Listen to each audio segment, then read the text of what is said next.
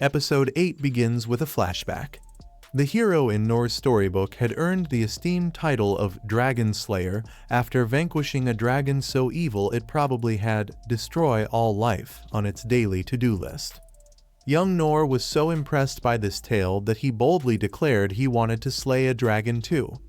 His father, however, quickly deflated Nor's ambitions with a reality check. Slaying dragons is no walk in the park. Some dragons are ancient, ridiculously powerful, and could level a mountain or flatten a continent just for fun. Fast forward to the present, where Nor and his crew are heading back to the capital when Nor gets a feeling, one of those feelings.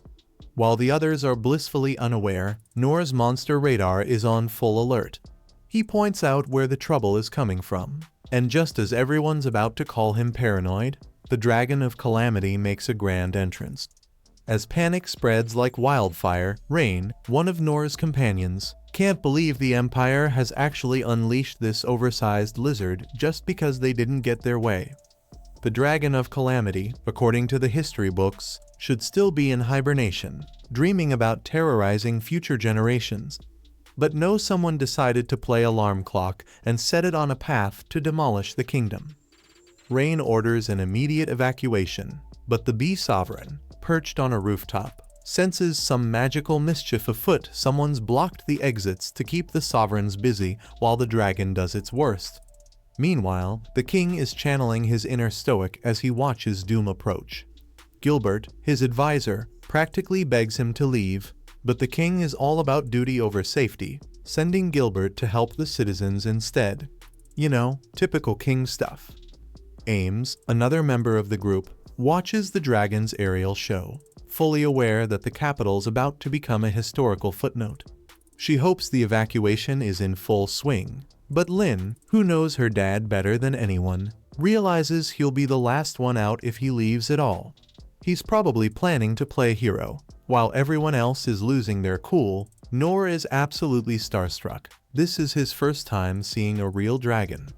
The other one was just a glorified farm frog, in his opinion. But when he asks Lynn about her father and brother, and she confirms they're still in the capital, Nor decides it's time to step up. The capital is nearly 100 kilometers away, and it's about to get a lot closer to ground zero, but Nor isn't fazed.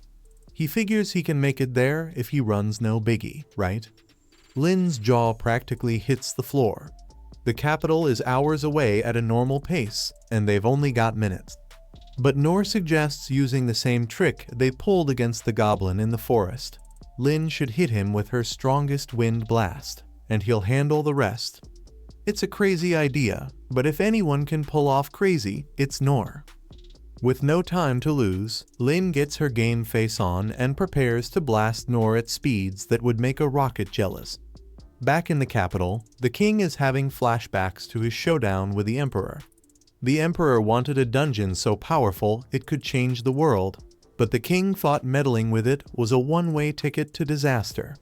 Well, disaster has RSVP'd, and it's arriving on dragon wings. The king, feeling more like a soldier than a ruler, is ready to face the music and the dragon head-on. He's got one goal: take out at least one of the dragon's eyes before the curtain falls. Meanwhile, Indin uses her divine shield to set up the world's most intense slingshot, readying Nor for his high-speed launch.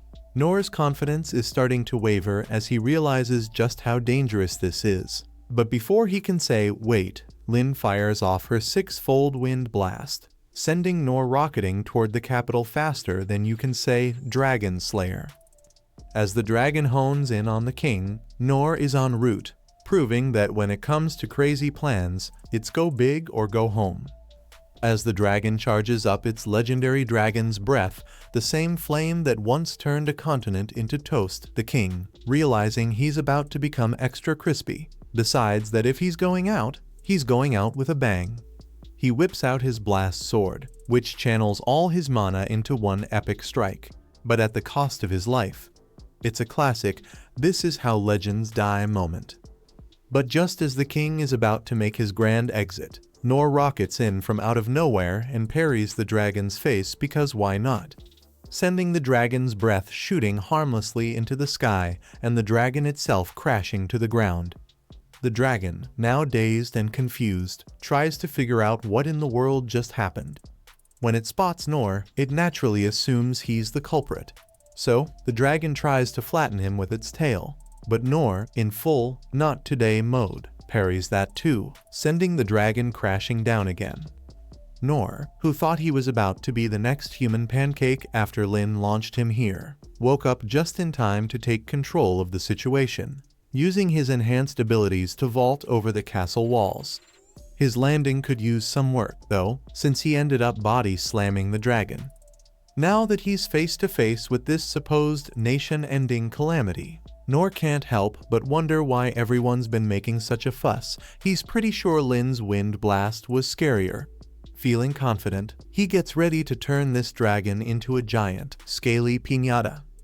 Meanwhile, Lynn and Din arrive at the capital, laser-focused on saving the king while Nor plays Whack-A-Dragon. But before they can do anything, a chunk of debris comes flying their way. Lynn hits the ground, but Din, ever the quick thinker, throws up a shield just in time. Lynn, catching her breath, looks ahead and spots a gang of goblin emperors charging toward them. Sure, they're smaller than the one she and Nor fought in the forest, but they're still not exactly friendly. Lynn channels her inner Nor, reminding herself these are just goblins in fancy hats, so they should be easy pickings. As the goblins charge, Lynn tries to slow them down with some ice magic, but they're quicker than she expected. That's when Rollo steps up, pulling a Jedi mind trick to freeze the goblins in their tracks.